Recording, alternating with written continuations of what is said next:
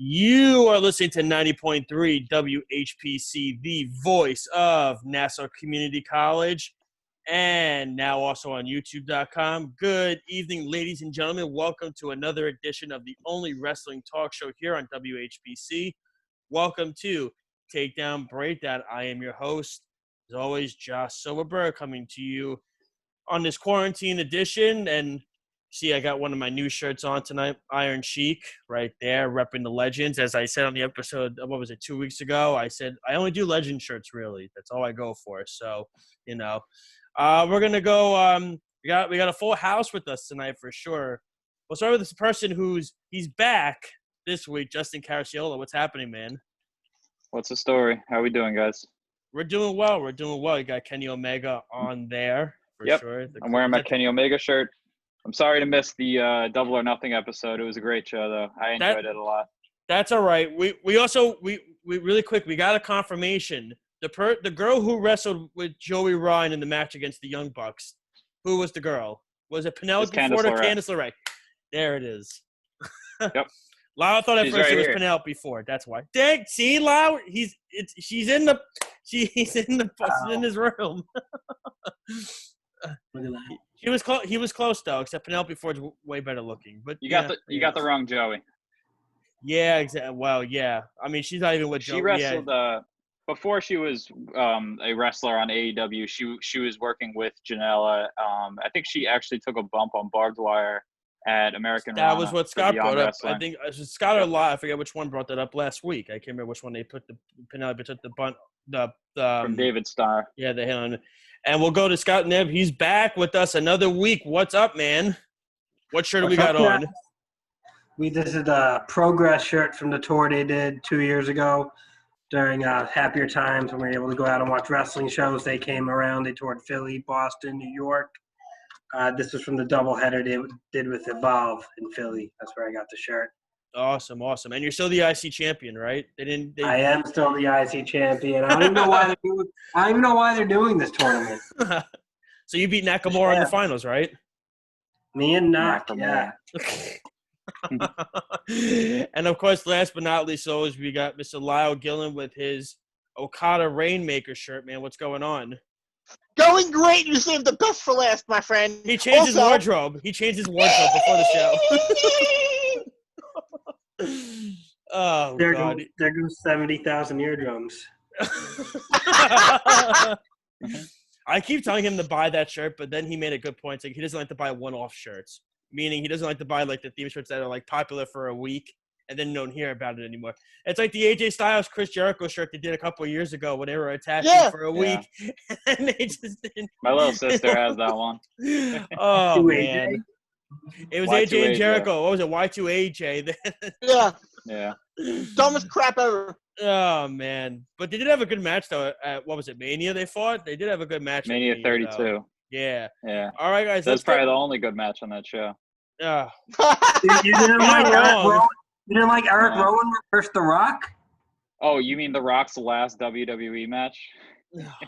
Classic. Oh, man. Yeah. But let's get right into One it, for guys. the ages. And we got to we're gonna preview NXT TakeOver in your house a little bit later on, but of course we have to start with the elephant in the room, and that was on the beginning of AEW this past week. It finally happened. They finally debuted FTR, whatever they're being called, the Revolt, FTR. I don't know what hashtag FTR. I don't even know, but either way, it was kind of cool that they have finally debuted, and they didn't debut as heels either, which was interesting. Which is an interesting tactic. They debuted kind of as faces with the Young Bucks because they've had the Revival, and of course you've heard Cody. Can't say it on the air what Cody thinks of the Revival, but let's just say he hasn't minced words with the group, but now they're all together in AEW. And I'll start with Lyle first. What were your thoughts on FTR debuting and the way they debuted them going against Butcher and Blade instead of the Young Bucks? I think that's the right move. I think the entire segment was done perfectly. The Mark Quinn injury was actually not a real injury. It was just done to get Matt Hardy away from the ring, so that then when Butcher and the Blade came out, they would be able to come out and Matt Hardy would be out of the way. I thought, very well done. I think that it's best to hold off on that match. Originally, I thought it should be done at Fighter Fest, but hold off on it, have it, stretch it out as far as possible, stretch it out to All Out. You think even that further. far until September? Yeah, I think so too. I agree with that, but and that's then- a long time. Yeah, That's a big show for them, though. I'd Yeah. argue it's a bigger show than Fighter Fest. So 100%. Yeah. I think that it's when we finally get that match, it's going to be amazing. But it raised a red flag for me because right after they debuted, Sasha Banks tweeted, "Yeah." Now, that's a kind of a problem if you think to me. Why is your main roster talent choosing to watch a competitor over your products on the same night and on the same time? Well, the other thing too, I mean, I know what you're saying too, but you've also seen Baron Corbin, Bailey, and a couple of other of the superstars have also been wearing their new hats that they released, and they've been posting them on social media as well. I understand what you're saying for sure. I think it's just because they're so close with them that I think they were just being a supportive, fan group with them. Yeah, I think that's what it fine, is. but I think that's a problem when your talent doesn't even want to watch your own product. But she thanks Vince McMahon once a week, Sasha Banks. So I think she's okay. She does She thank what? Vince. She thanks Vince McMahon once a week. on Does she Twitter. do it, or does an intern that works for WWE do it? I think it's her that does it. I have no idea what I'm watching with this Mandy Rose thing right now. You guys all know. I don't think that Justin knows, but I hate Sasha with a passion. Really, she's my favorite I of the four hate her. horsewomen. I hate her. I think Do you she's hate her one of the. her wrestling ability? What do you hate No, about I hate her? her as a human being. I think she is Oh. beyond rude, beyond nasty, and I can't stand her for I life. think that's her character. I'm pretty sure that's her character. No, is to be she rude. treats fans like crap. She treats fans like crap. Oh, you mean the fan that snuck up on her at like 4:00 in the morning in the airport and wanted to beg her for a photo? No, in general. Even before that, like Okay, I've that heard fan people, was ridiculous. Yeah, that's the problem. But I've heard her. I have friends who will be there for like an Islander game on like a Sunday, and Raw will be there the next night, and they'll be at the Marriott trying to get autographs from hockey players, and they'll see some WWE people, and Sasha's just giving them dirty looks, being nasty the whole time. Because you can tell when someone recognizes you and you make eye contact. And I'm trying to keep a straight face here, I really am. But you can tell when someone recognizes you and looks at you. And I've heard that she's very rude and very nasty at people in public. And Otis has a nice it's just pool. not a human being I like. Sorry, I was saying Otis he has a nice pool on TV. Well, this is weird. Scott, what I did like you think of Sasha Banks. AEW? I think Sasha Banks is cool. What did I think of AEW this week on Wednesday? Well, no, not of AEW, of the. We'll start with the FT, with whatever they're called, the FTR. Bye, Justin. Oh, he's back. I was getting a call from Garden City. I don't know what was going on there. Weird. I'm still here though. But what was your thought on the debut, Scott? I mean, it's good. I like that they didn't just right away come out and jump the Young Bucks. They, I'm sorry, I'm watching Otis make out with Mandy. She just the squirt of the sunblock out in slow motion. This is gonna have to be touched on at a different time. All right, yeah, but I think it was. I like that they came out. They saved the Bucks. They'll let this one brew for a little while. They have to really make it a little more meaningful than just expecting that everybody that's tuning in and watching understands the joke and is in on it. Like, get it, FTR, the revival. You get it from the YouTube show. Not everybody has watched Being the Elite because that YouTube show draws an average of 100,000, 110,000 videos each episode after about 2 weeks, and AEW draws about 850,000 viewers. So you got an eighth of your audience watching that show. So not everyone's going to understand the reference to FTR. So you're going to have to kind of elaborate on that a little more. Maybe they should throw some clips from Being the Elite during the weekly shows now, especially during this time where maybe the in-ring action isn't as exciting with the partial crowd. Justin, your thoughts? Yeah, I thought it was good as well. I thoroughly enjoyed seeing the FTR now in AEW, and we're finally getting the payoff of that feud that's been going for a few years. Now we just need the Young Bucks versus the New Day, which they also wanted to do. Yes. I want to add one thing to what I said.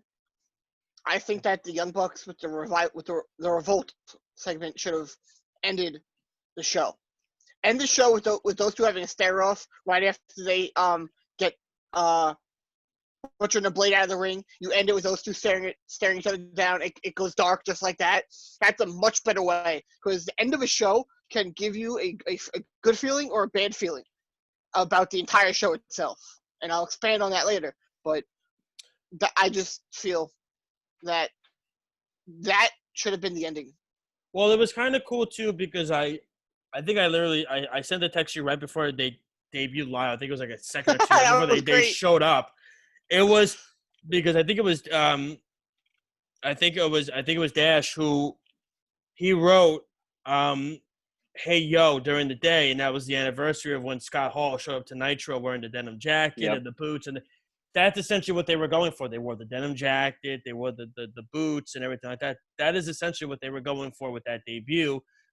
And now they're gonna have an interview with Tony Schiavone on Wednesday, next week on Dynamite. So they're doing that. I agree with the aspect of saving it for All Out in September. I think it's a better payoff. I know Double or Nothing is probably going to be. I would think Double or Nothing will probably be their biggest show every year, because that was their first pay-per-view. But All Out is going to be very close second right there for them. That's their next big pay-per-view. It's much bigger than Fyter Fest and, of course, Revolution. And I think the payoff, it's a long times away. But the thing is, NXT, they used to do that too. They used to wait until takeovers when it would happen, and they would go a month and a half to 2 months, and they would just draw it out. And you would say, well, when is this happening? When is it going to happen? And the payoff was always worth it. And I think to have FTR and the Young Bucks go at it at All Out would be a phenomenal payoff in the end. We'll see if it's in September. We'll see if the fans will be allowed in yet. Not sure. Don't know. But in the end, I think you want it at the bigger show. That's really what it comes down to. And obviously, All Out's a much bigger show for them than Fyter Fest. The other segment that we want to talk about for sure is what do we think before we get to the main event stuff? The whole thing with Brian Cage and what'd you say, Scott? Change the name of Fyter Fest. They're going off. I didn't get that either. Going off the mocking the Fyre Fest, the failed music festival that the billionaire tried to do 2 years ago. And I guess once they have it set, I'm wondering if they're going to do something for Fight for the Fallen. I'm glad you brought that up. Like, are they going to maybe do Fight for the Fallen, but they're going to have like maybe they're going to give funding, like relief funding, like they did for those with gun violence. This time they'll do it for those of like the frontline workers of COVID-19. I'm guessing maybe they could do something like that possibly to make it like Fight for the Fallen or something like that. I don't know. I mean, are they going to change the names? That's the interesting thing. Are they going to keep it all? But we'll get to with Brian Cage really quickly. What did we think of that segment? He beat his squash opponent. Taz got on the mic, used his old quotes from ECW. He almost flubbed it, but he did fix it during the promo, and he got his quote out. I'm actually really psyched for this match. I'm more excited for if Brian Cage wins the heavyweight championship, and if like Kenny Omega becomes the number one contender. That match I'd love to see. More than Moxley versus Cage. But I think Moxley Cage is going to be really good. I think this could be the time where I think Moxley might lose the championship. I really do. I mean, because I'm trying to like, I don't know. Like I just feel like I think there's more. I don't think they would have MJF face Moxley or anything like that eventually and stuff like that. I don't know. I just think Cage would be the payoff. Scott, what are your thoughts on that? I've never been too into Brian Cage. Nothing really ever just drew me in. He's a very big powerhouse. A lot of his moves look good, but he's never really delivered the promos on his own, which is why he's with Taz, which is a plus. But he wasn't a talker in Impact. He was not a talker in Impact at all. But we'll see. They're throwing him right into the fire with Moxley. Yeah, It'd I mean, be interesting. yeah, I mean, I said it on the show a few weeks ago. I think he's essentially Ahmed Johnson, who's more athletic. That is my takeaway of what Brian Cage is. He's Ahmed Johnson, who's but way more athletic and can do more off. Like he takes more high risk moves. But I mean, we'll see. I thought he was fine. His rivalry with Sami Callihan, I thought was really good. I mean, Sami Callihan is one of my favorites in professional wrestling right now. He can make anybody look like $1 million right now. Honestly, I mean, let's be real. He had a great rivalry with Tessa Blanchard during the whole thing. But Justin, what happened? You're still saying Brian Cage should make anyone look good? No, I was saying about Sami Callihan because Cage had a great rivalry with Callahan had a great rivalry with Brian Cage. that was very good. It was a very good rivalry, but again, that's what I'm saying. Sami Callihan is one of my favorites in wrestling right now, and he can make anybody look good with his promos and stuff because all he does is insult people. It's the funniest thing. Justin, what are your thoughts going forward with the Cage Moxley draw? Yeah, I think it's interesting the direction they're going with Cage versus Moxley, especially considering this is Cage's first feud since coming into the company. But I'm glad that he won the chip and he's going up against Jon Moxley in the future. And I agree with you. I think he could be the one to take the title off of him, and I would love to see him face off against guys like Omega. We saw that Jericho's run, even though he held it for over 100 days, it didn't feel really like a long run. It was about like 4 months. But Moxley is approaching that 100-day mark, and I think that's also like kind of a sweet spot where it's still a new company and there's still so much talent up at like the upper echelon of the company, so they can get away with like these shorter title runs. And I think it makes sense to put the belt on Cage, and I don't think he really needs to be this big talker because his gimmick is that he's the machine. And putting him with Taz is definitely a plus. I think that's going to do good things for him. He did great with Samoa Joe in Impact. He did very well with Samoa Joe as his manager in Impact too. He did He brought Joe back and they basically reinvented his character. So I thought it was really good. They made him a powerhouse, right? For sure. Yeah, and I think Cage is a good worker in the ring, so he'll be able to deliver there, whereas Taz could cover him on the microphone. And Cage was great in Lucha Underground and in Impact, so I think he'll thrive in AEW, and I'm really excited to see him there now. Lyle? I think it's going to be a great match. I just don't think that he should win in his first big match. I think it could be a little bit too soon.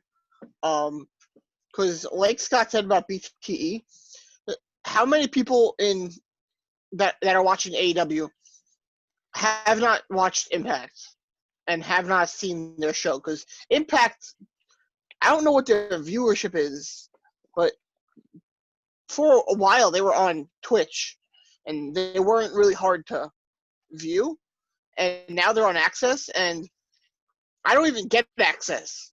So, I followed Brian Cage and knew who he was. I watched some of his matches, but I couldn't watch. He wasn't as accessible to me.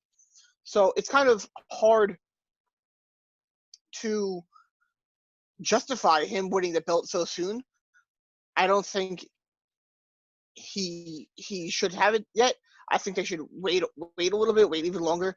I think Moxley retaining would be the right move. And then I know I spoke to you about this, Josh, but I think the day that MJF gets the world title, it's going to be probably the greatest thing I've ever seen in my entire life. Oh, it'll be awesome. When MJF wins the heavyweight championship. I think he should be the one to beat Moxley. And I say it to you, Lyle, as I said, I definitely don't think he's the best wrestler in the ring, but what makes him the best heel is his mic work. That match with Jungle Boy was very good. The match with Jungle Boy was very good. But he's not, like I said, he's good in the ring. He's not very good. He's good, but it's his mic work that's what sets him apart. Like, you see, like, I'll give you an example. Like Cody's. He's crisp in the ring. He's not over the top. Like Cody's cheesy, corny promo he did about the TNT Championship about comparing himself to Tom Brady. I'm like, I hate this. I've already been turned off by it. I thought that was a good promo. It's just cheesy. It's corny because you're comparing yourself to Tom Brady. I mean, come on. I mean, but like MJF would insult Tom Brady. So that's like the funny thing about it. And MJF is that's the thing. He's very outlandish. He's out there and he's creative with his promos. He works on them nonstop from his days in MLW to all that. That's what gets him set from all of the rest of the heels that are in AEW. And that's why, like you said, when he does what Lyle said, when he wins the championship, it's going to be phenomenal because you're going to see it. You're not going. I feel like you're not going to expect it. You're going to think, oh, he's not winning this match. And then he does win it, and he's never going to shut up about it.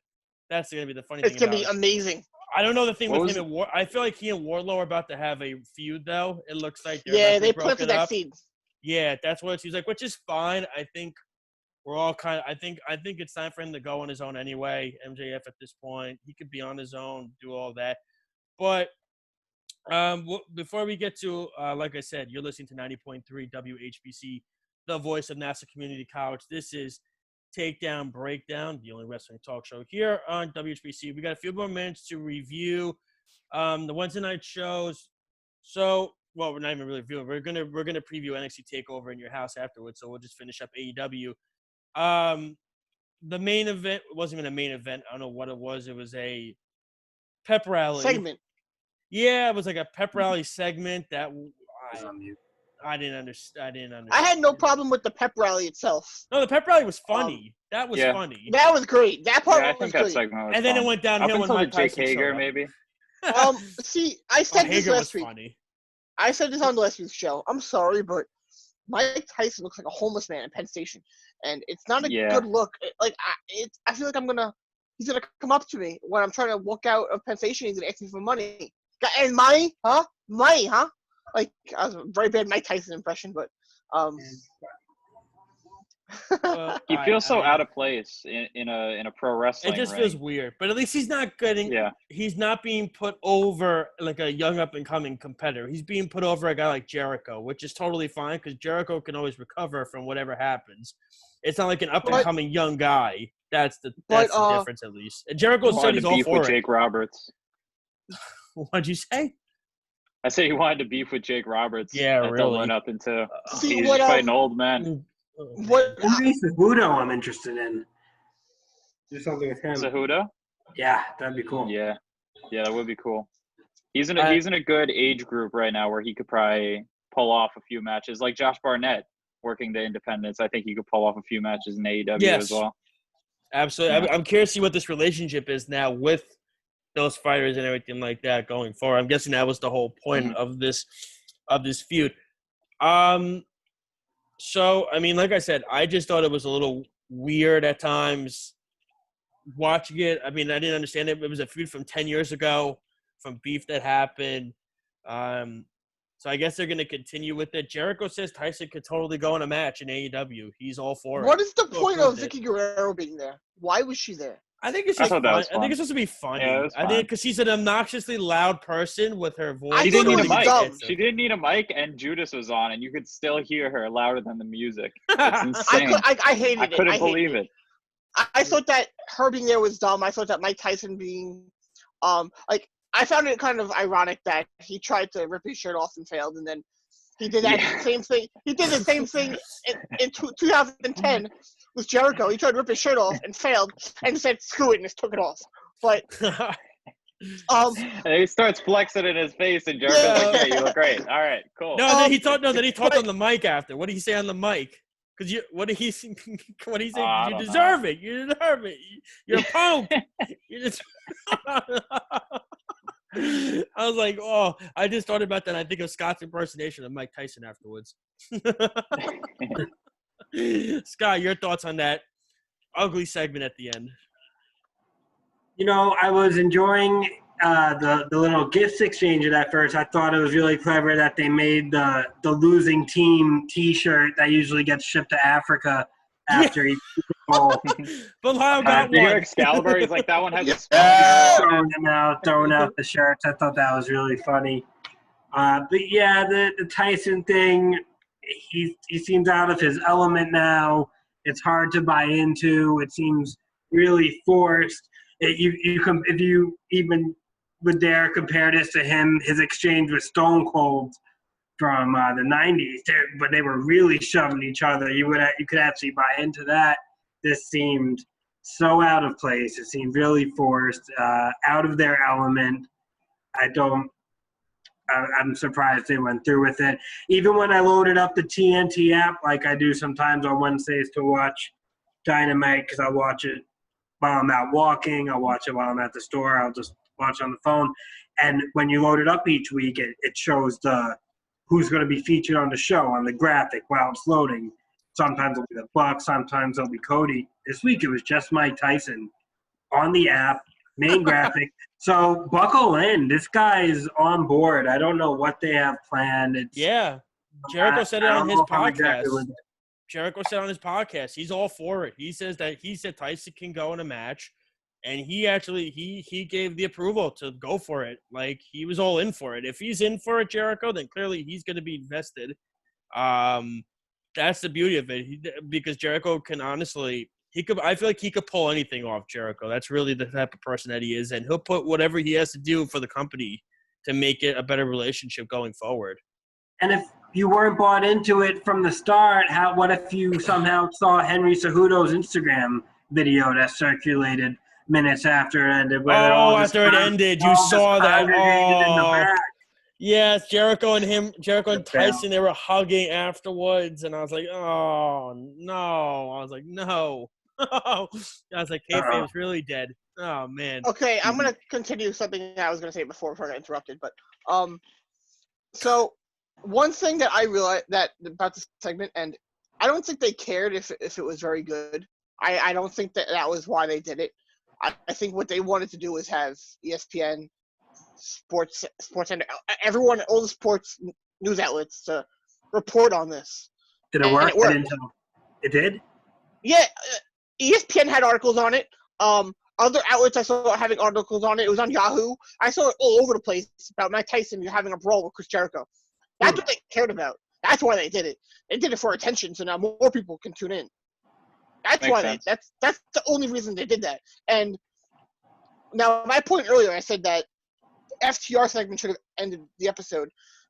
This gave the episode a very meh feeling.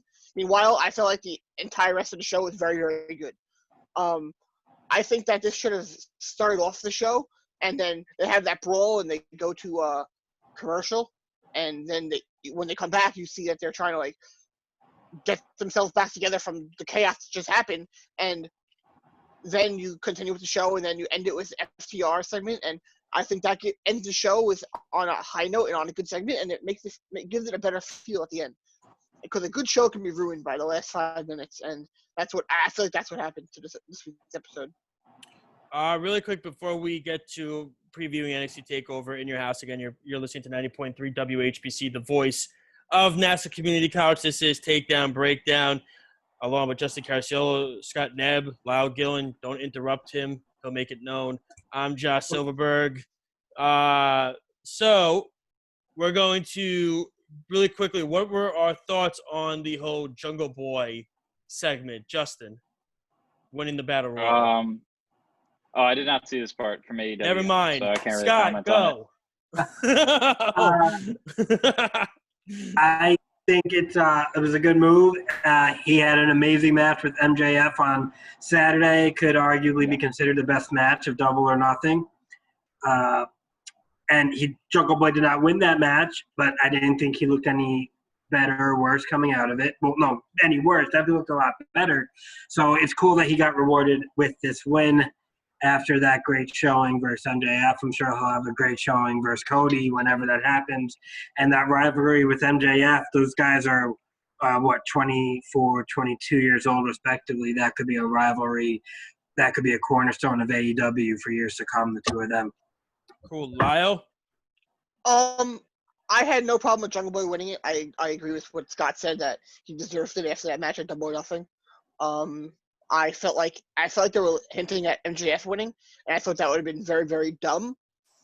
What I am very confused about, and was not the biggest fan of it, but I'm pretty sure Cody issued an open challenge for the TNT title for next week.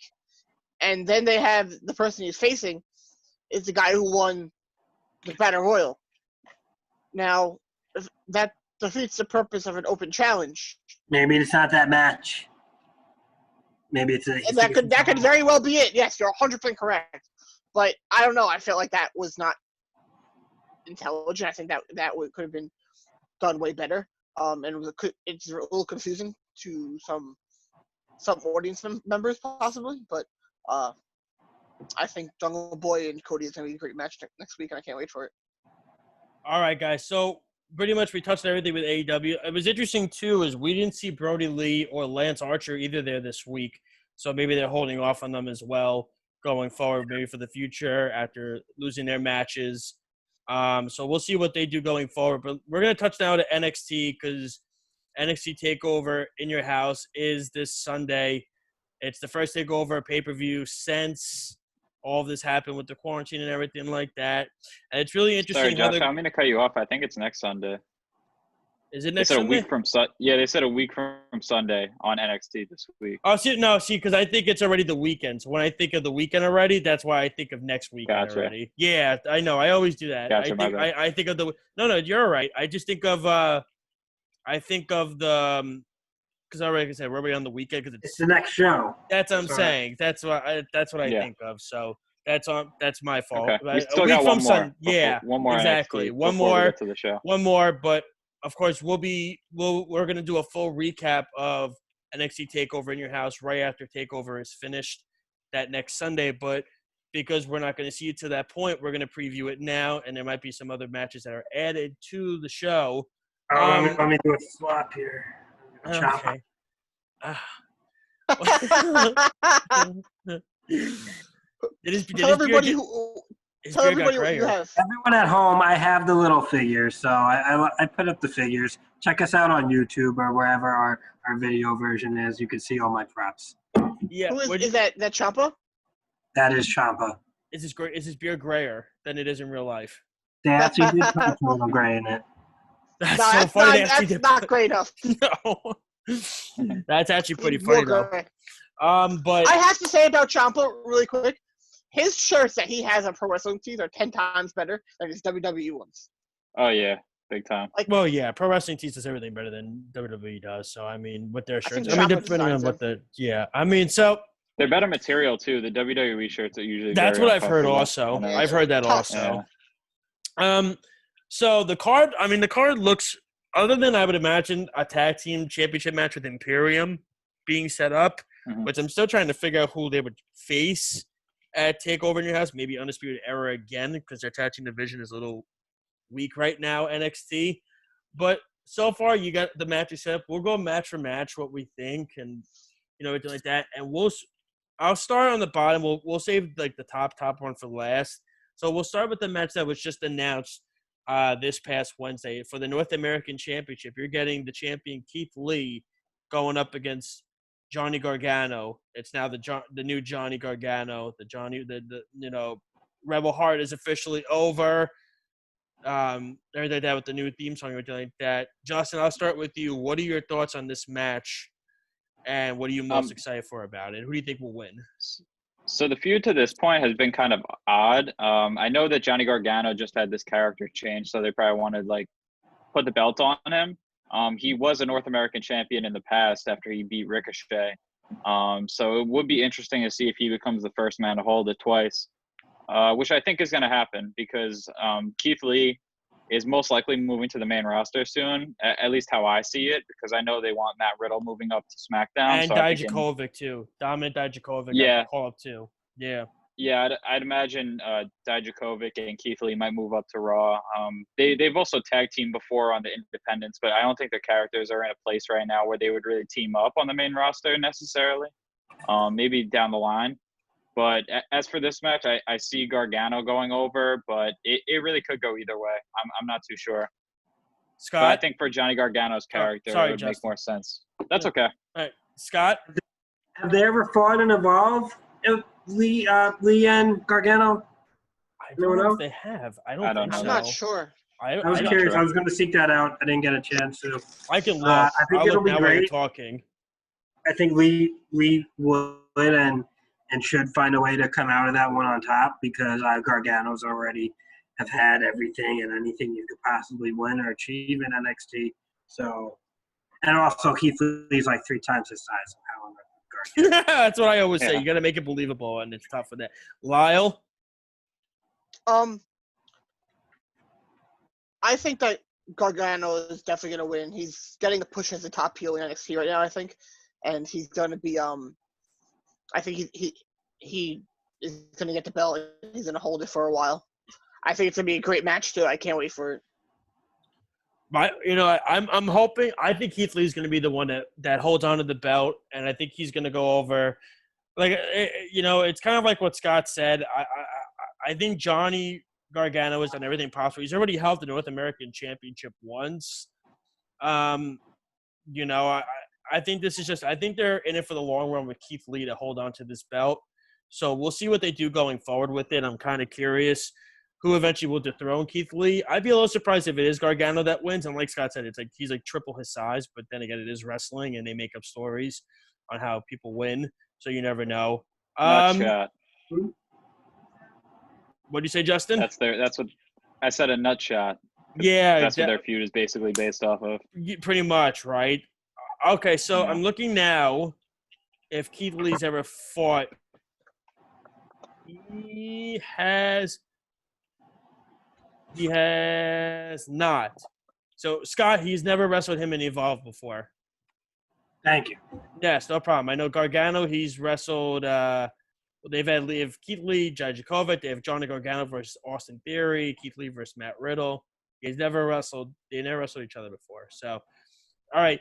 The next one is for the NXT Heavyweight Championship. And if Velveteen Dream loses this match, he'll never get a shot at a championship opportunity again as long as Adam Cole holds the belt.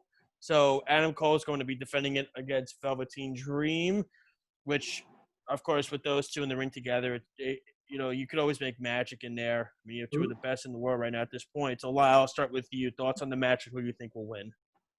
I very much think that Dream's going to win. Adam Cole's contract is running out soon, and it's starting to get steam that he could leave, which I have to say I don't think will happen, but I think he will take time off at the end of it. I also heard, but I can't confirm, and I can't find it that much from many reliable sources, so take it with a grain of salt. But I heard that he is refusing to negotiate a contract extension right now, which is very interesting. I think that Dream is definitely going to win, and he's going to be the one to, like Josh has mentioned in the past, to lose the belt to Cross. But it's going to be a very good match. I think it's just easily, and I'm with Lyle on that one. I think it's just an easy setup. I think Dream's going to win the belt. They'll eventually just have that feud draw out. I think Dream will have a few. Velveteen Dream's earned the right, I think, to be the heavyweight champion. I think he's put in the work. He's put in the time to be the champion. He'll hold it for a few months, and then eventually I think Karrion Kross will be the one that's the face of the company, if not already. I already think he kind of is right there with Adam Cole. It didn't take long, honestly. It's just everything around him. But, Scott, we'll go back to that championship match. We'll discuss Karrion Kross later. Adam Cole, Velveteen Dream, what's your thoughts on it? Who do you think is going to come out on top? I think Cole's going to win by nook or by crook, and Velveteen Dream will come up to the main roster because one of these network television shows on Monday and Friday could really use a guy like him. But will Vince understand him? I think he will. This is a guy that brought the Goldust character in. I'm sure there's been a few other androgynous characters that aren't coming to mind right now. I think he will understand him. I'm sure he's seen him already and probably liked it because he's always been a character-driven guy, Vince. I can't see him not liking Dream. Justin? I'm with Scott on this one. I think they're both I should say I think that Adam Cole is going to win and Velveteen Dream will move up. Adam Cole, I know he's having contractual issues right now, but I don't think, in my personal opinion, I don't think he should ever leave NXT. He's the longest reigning champion. I feel like they've treated him really well. He's held every title that they have there, the tag team titles, he was the first North American champion. And I understand that Britt Baker works for the competition, but I think Adam Cole has been treated so well in NXT that it would be a mistake for him to leave now. But of course, he's a man who will succeed anywhere he goes, so I don't think it's really an issue for him. But I think I would love to see Adam Cole stay.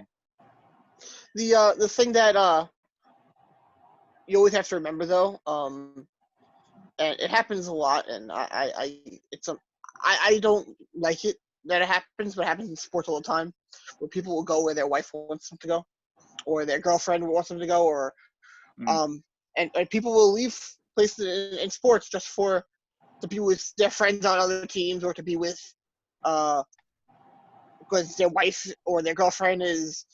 I'm not sure that's the case in this situation, though, because he's also good friends with Kyle O'Reilly and Bobby Fish and Roderick Strong. And, of course, he's not dating any of them, but he came into the company with them, so he has some type of, bond with them. So I don't know if that's necessarily the case with Britt Baker. It's definitely probably tough. Well, I should say it's probably tough for them with their conflicting travel schedules. But I'd like to see him stay. If you were a couple getting married, relying on sharing finances at some point, wouldn't you want to maybe have your eggs in both baskets just in case maybe one company ends up not sustaining above water, as long as maybe another company that's been around for 100 years might end up staying above water? Good to have. So your assets spread out a bit in case one ends up being a little more successful than the other. Could be smart on their end. Lyle, to your point, I have 2 points after. I think people are greatly forgetting, or just I'm trying to think of the word. I really can't think of it, but I think people are forgetting how close Adam Cole and the Young Bucks really are. I think that him being away from them and him being in NXT might have made people slightly forget that, and I think that relationship can't be forgotten about, or can't be. I still can't think of the word. He is dead. I know. Yeah, I will say this. If he shows up in AEW now, then he's gonna be like Joey Ryan's ghost. Like, yeah, really. It's gonna be the same. Just like Anderson, Adam Cole's currently the star of the television program. He's currently the star of this program. That's what I was gonna say. Yeah. Exactly, Scott. So exactly. There's 2 points I look at it. On one side, when Adam Cole is done with wrestling, and Britt Baker is too, listen, Britt Baker has her own practice with dentistry and everything like that. So she's set for life when she's done with wrestling. So Adam Cole is thinking, hey, listen, my future wife's going to be a dentist making money. I'm pretty much set then after my wrestling career is over. That's one side of it. The other side of it is when you look at it too, as Scott said, and I've said it multiple times, listen, Adam Cole is the face of NXT. They're going to offer him a boatload of money to stay in NXT. They will. And I know AEW has money too, but is AEW going to make him the face of their company? I don't know. And I don't think that's going to be the case. Whereas NXT – what would you rather be the face of? A developmental brand or a major promotion? NXT is not developmental. It's not – I mean, I can't say developmental anymore. They're not developmental. But that's the perception it is from everybody. It's their own brand. That's the perception. It's a perception, but it's their own brand. Developmental. And they're all wrestling in the Performance Center now. Yeah, exactly. I mean, they're all – I mean, I look at it like this. Adam Cole is – he's the face of his brand right now that's on Wednesday nights. He's not – maybe eventually will be the face of AEW, but not right when he comes in. He doesn't get – he's working with Shawn Michaels every week. That's another thing that he's doing. He's not going to get that opportunity in AEW. To work with a guy of that caliber, he's just not. I don't care what anybody says. Oh, I get to work with. No, but Vicky Guerrero could just scream at him as he spots for an hour. Wait, okay, serious question, really quick. What do you think the impact would be on the wrestling industry if he does leave to go to AEW? I'd be stunned. I think it'll be stunning. Huge for them. I think it'll be ginormous, and huge. Him versus Kenny Omega is going to be a huge feud if they ever plan to do that. Oh, 100%. That match will be insane. But you also look at it too. You have to look at it too. Look at also like merchandise sales, main events. He's owning all of that with the Undisputed Era. I mean, it's all him. Yeah. They made him the star. Survivor Series weekend, they made him the star. You know what I mean? Yeah. That's what WWE set them out to do. It would be a modern-day version of Lex Luger leaving, in my opinion. The impact that had on Nitro and WCW elevated them to being It I elevated mean, him a but lot. was Lex It was really a the shock face? factor. And Was Lex really the face of WWE when you left? Though he was kind of No, on the it downside wasn't. at that point. It was Bret but Hart nobody at that expected point. it. Yeah. Nobody expected it. No, it was a surprise. So that's why I think if he does leave, it'll have that same exact impact on AEW. It'll have that same wow factor. And like I mentioned this in our group chat with Scott, but I think the best way to do it if he comes is to put him back into the elite and put Cody as his own guy. That's how it should be. Cody's kind of doing his own thing already. Let him go do his own thing, and then put Adam Cole in the elite. That's the best way to go about it, in my I opinion. wouldn't even want it. I want both companies to No. succeed. I want both companies. Oh, to I do do too. well. I don't But because this if is this like happens, fair NXT Undisputed Era. NXT's in If so they much were all trouble to if this leave. happens, and I don't want to see that for NXT because I love NXT. I think I love what they do. it's a legit possibility. I don't I think love it'll happen, NXT but too. I think it's a good possibility. It's definitely a Yeah, I mean, possibility. look, I love Okay, I AEW think- more right now, but I just think it would just be I would hate it honestly. I'd be pissed. I would honestly be I pissed think because if- my if thought the would be, oh Undisputed great, now Era NXT's left- screwed now. If the Undisputed Era left and went to feud with the Elite, I think that would be extremely detrimental to NXT. Oh, I think they're that would done take then. away a lot of It's viewership. over. Yeah. At Well, that point, it's over. It I would don't Fish want and to see never O'Reilly- that. recover after that. Fish and O'Reilly, their contracts are running up too, I think. I I think don't know. theirs might not be as soon. It might be a few months afterwards, but I heard it that theirs was up not too long after Adam Cole's. So if Adam Cole decides to leave, or like the rest of Undisputed Era could, it won't happen. Go, okay, I guess we'll go with him. And then you have another faction in AEW to go for the future Trios Championship that they're going to eventually do. Like, Adam Cole with the potential, which could completely change the Wednesday Night War just by leaving. And that would destroy NXT. I would hate it. But- I'd be pissed. Yeah, it would. I would be ruin so mad if NXT. that happened.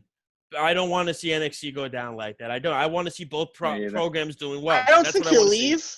I don't want NXT to And fail, also, but Fish and O'Reilly are also the face of the tag team division in NXT too. Will Yeah, they be the they face are. of? Yeah. Will they be the face of the tag team division in AEW? Hell no. no, that's the Young Bucks. No, Young no, Bucks and no. FTR. Oh, it's way on FTR. The Young Bucks are definitely the face of it right now. The Young Bucks are definitely but Fish and O'Reilly. Fish and O'Reilly would never get that. Never They'd get the titles, but they'd never be the face. They would They'd never be the centerpiece. face. They'll never be the. Everybody in No, they Undisputed wouldn't. Era Like they from never were in New Japan. like or from they Roderick, never were in exactly, Ring of exactly, Honor. and like from Roderick Strong too. Roderick Strong, when he was the North American champion, it was a really successful Roderick Strong would title succeed run. in AEW. Yeah, he would be all right He's on not his own, leaving though, now, I feel. but he's not going anywhere. Yeah, because ain't Marina leaving. Shafir. That's Marina what I'm saying. Shafir is still working. All there. right, guys, we got to get to some other stuff. Wait a minute. So with Roderick Strong, Don't interrupt he won't me. leave. I'm just kidding. He won't leave. That was funny. Thank you. He won't leave I'll mute because you. of his girlfriend. Well, this is a Adam little different. They're Cole- already in the same place. Adam Cole and Britt Baker are working for different companies. So what Scott was mentioning earlier, they have like that spot in both companies. Whereas Roderick Strong, he's already with Marina Shafir in NXT, and they have a kid together. That's a little different. Two, isn't it two? That's very kids? They have true. two kids, I don't just they? Yeah, don't maybe think you two. could ever Maybe pass up that that they're in a I don't know. relationship, and she's still gonna be contracted there for a few more all years. those guys, listen, Triple H has made all those guys $1 million, and I think Yeah. if you're gonna drop, you can't make that face. He has. He's made them the face of their Yeah. brand. Oh, you're They're talking all to me? stars because of Yeah, him. so can you. Well, He's made Oh them no, the I face got of a their notification. brand. I was laughing at on my phone. Oh, Sorry, okay. on my laptop. Okay. No, yes. it's fine. He Yeah. made them the face of their brand. No, he did. If he he did. leave, if they leave, first off, I think it's a detriment to first off to them because people are going to look at it and go, why would you leave? You're the face of Yeah. the company. That's stupid. Now you're going to another company where you're just going to be in the middle of everything. That's just dumb. Yeah, It I doesn't think make any this is sense. to get I a mean, better it's just deal, like so. if It's I'm just so guessing. silly. I mean, they Yeah. made Adam Cole look like a mega star Survivor Series weekend. They did. That was their whole plan. Yep. And then Adam Cole's the longest reigning NXT champion in history. So clearly they see him in a big way. Fish and O'Reilly are the most dominant tag team in NXT. It's not even close by far. Maybe Imperium is close, but nowhere near as popular as Fish and O'Reilly are. And Roderick Strong had a very successful North American Championship run, and you can make the case Roderick Strong's the most athletic wrestler in that entire group. People have said that. So when you look at it, 100%. I think it just makes all the sense in the world for them to stay. I completely understand what Lyle was saying, that it would be interesting and it's a possibility. Just doesn't make any sense for me in a business standpoint for those guys. We got to move on really quick. I don't even know if we're even going to get to our finishers tonight. So, Finn Balor versus I'll hit a finisher on Lyle. Finn Balor versus Damian Priest, and this is a match that I'm interested in seeing. I think this could be because of course you remember Punishment Martinez in ROH and everything like that. Mm-hmm. He did his thing over there. Finn Balor is not a face and he's not a heel. That's the interesting thing about this whole thing. He's just being Finn Balor. It's kind of like what Charlotte's been. She's not a face. She's not a heel, Charlotte. They interviewed Charlotte. They asked her, they said, what are you, a face or a heel? She said, I'm neither. I just wrestle with whoever I wrestle, and I play whatever character they want me to play, but I don't like to be a face or a heel. That's just not my style. Finn Balor is kind of in that boat right now, I feel like. He's not a face. He's not a heel because he's fought Johnny Gargano when he was a heel, but now he's fighting Damian Priest, who's a heel himself. So I don't know. To me, I see Finn Balor winning this match, although I'm kind of getting annoyed that Priest is losing all these big matches. Scott, we'll start with you. What are your thoughts on it? This is Punisher, and Balor. Yeah. If that's what you still want to call him. Oh, but Priest and Balor. Yeah. I think Priest has had a tough time really coming into his own here in NXT, as opposed to the trajectory he seemed to be on when he was in ROH. Hopefully a match Balor can bring out a side in him I don't think we've seen yet. And for a winner, I'm not really sure in this one. I'd like to think Balor would win, and I'd like to see him inching towards a potential match with Adam Cole for that title. I think it would be great. Justin, quickly. We're going to do this as fast as we can. Okay. I think Balor's going to win, and it's going to be a catalyst so that he can challenge Walter for the UK Championship. Beautiful. We're just going to save as much time as possible for Cross Ciampa. So, Lyle, go. You're guessing and who's going to win. I have no idea who's going to win. I can't. I honestly have no idea. But honestly, this is one match I am not very excited about. I'm not the biggest fan of Damian Priest / Punishment Martinez. So this match I don't have the highest hopes for, but I don't know who's gonna win. Good answer. I can't figure that out. That's good. So it's like if you're voting, you're gonna be an independent. All right.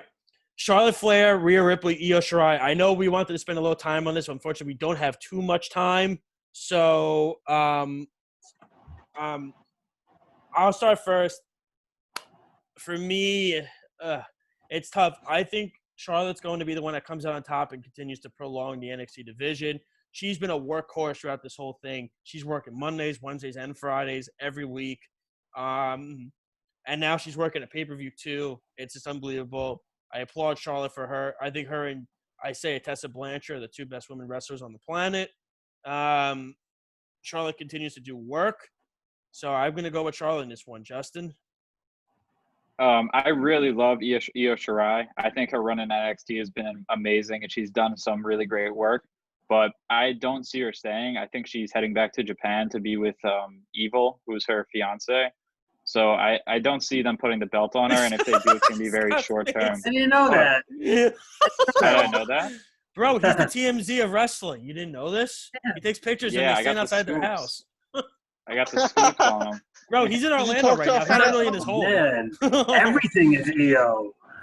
Wait a second. I see the Io sign. Shirai's awesome. It says full sale. I see it in the background from you, Justin. That's where you're at, bro. That's cool. Yeah, I'm All right. reporting right out of Full Sail University. I just got out of my TV studio class. Yeah, really. Lyle, your thoughts That's on this my one? cover. I think you can make a very good argument to Rhea and Charlotte winning. I think that I actually agree with you 100%, Josh, that it's going to be Charlotte and she's going to continue her reign. Scott? Yeah, I think so too. I say Io will get the fall over Rhea Ripley. You got to be the difference maker. It's always good. We were gonna do a clean sweep, and then boom. I mean, they want No, Charlotte you on didn't hear every what show, Justin said, bro. 2 He's got the inside scoop. She's going back to Japan, Scott. Yeah, I'm the SC Scoops of Takedown Breakdown. Oh man. So that's you that's been writing all that stuff on Dave Meltzer over here. fightful.com. Cool. Okay. All right, guys. We got about literally 2.5 minutes left, and it really sucks because we haven't got to discuss this match that much, and we're not really gonna have much time to do it. So we're not gonna get to our finishers this week, but we got to discuss this match: Tommaso Ciampa versus Karrion Kross. This is a dream match that everybody's been wanting to see, waiting to see happen. The build-up the last 2 weeks has been awesome. I guess look. I think Kross is winning this one. It's going to be a long battle. I don't know if Scarlett's really going to get involved. I'm not sure. But Kross is him and Adam Cole, the two faces of NXT right now. I don't care what anybody says, and it's happened quickly. His entrance, the music, and his wrestling style, perfect. He's the future NXT Heavyweight Champion. He'll beat Velveteen Dream in months from now. We'll look back on this tape and we'll go, Josh, you might have been right, so we'll see. Okay. Justin. Yeah, Kross is their next big star. I think we're going to see him get the victory here, and a victory over Ciampa, who's the face of NXT in some sense. I mean, they said main event. Ciampa called it the main event, so I guess this is going to be the main event of the show. And I think if that's the case, we'll probably see some color and maybe like a ref bump and some weapons involved. Even though Drake Younger used to be a deathmatch wrestler, so he should not be taking any bumps. But can he come back as the demon kind of with Kross when he does with the face paint and everything like that? Can he bring that character back? He might do something like that. That would be phenomenal. If he came back as the demon character, that'd be awesome. Oh wait, that's not a very WWE thing to do, to have two different guys to have that type of character. You mean Finn Balor on the same show? Because of Finn? Yeah, I guess. But I mean, he doesn't have to call him the demon. Once one of them leave NXT, maybe they'll do that, but I don't think they'll do that right now, no. Maybe for the match where it is Finn versus Kross. If we get that would be cool. Yeah. I'd like to see that one. Look at Scott's eyes widen with that one. Scott, you got a take on this one. Scarlet Bordeaux. She's painting her face too? Scarlet Bordeaux. No, paint. No, I'm not going to say it. I can't. No, you're good. Smart. Okay. All right. I realized that as soon as I was going to say it, I was like, no, I can't say that. Scott, I'll say it once we go off the air, what I was going to say. Scott, what are your thoughts on this one? My thoughts are Scarlet Bordeaux. Okay, that's good. Good insight. Well really said. Quickly, we got about 15 seconds. Lyle, go quick. I'm a big Ciampa guy, but Kross needs to win. In his first big match like this, if he loses, I think that's not very good look. There's no way he's losing. We all know. No, there's not. They gave him the same contract. They offered Adam Page, and Page said no. So they said, "Okay, we're gonna give it to you, Kross. Here you go." But yeah, I definitely think that Kross is gonna win, and I think it's gonna be a very good match. I'm very excited to see it. It's been a very good rivalry so far. All right, guys, this was awesome this week. Next week, we'll get to our finishers. And I promise you, Lyle, we will get to your bootlicker of the week as well. We will get to that next week. I promise. We're out of time. No, we'll do two of them next week. Okay, we'll do two of them. The more Lyle time. We'd love it. We'd love it. Just don't listen to me. Don't interrupt him, okay? That's going to be his finishing move. Excuse me! That's going to be his Excuse me! He's like Vicky Guerrero mixed with Peter Avalon. It's like a Excuse me! All right, guys. Have a great rest of your week. Enjoy NXT TakeOver in your house. We'll talk to you right after that show is over. You're listening to 90.3 WHBC, the voice of Nassau Community Couch, and on YouTube.com. This is Takedown Breakdown. Take care, everybody. Stay safe.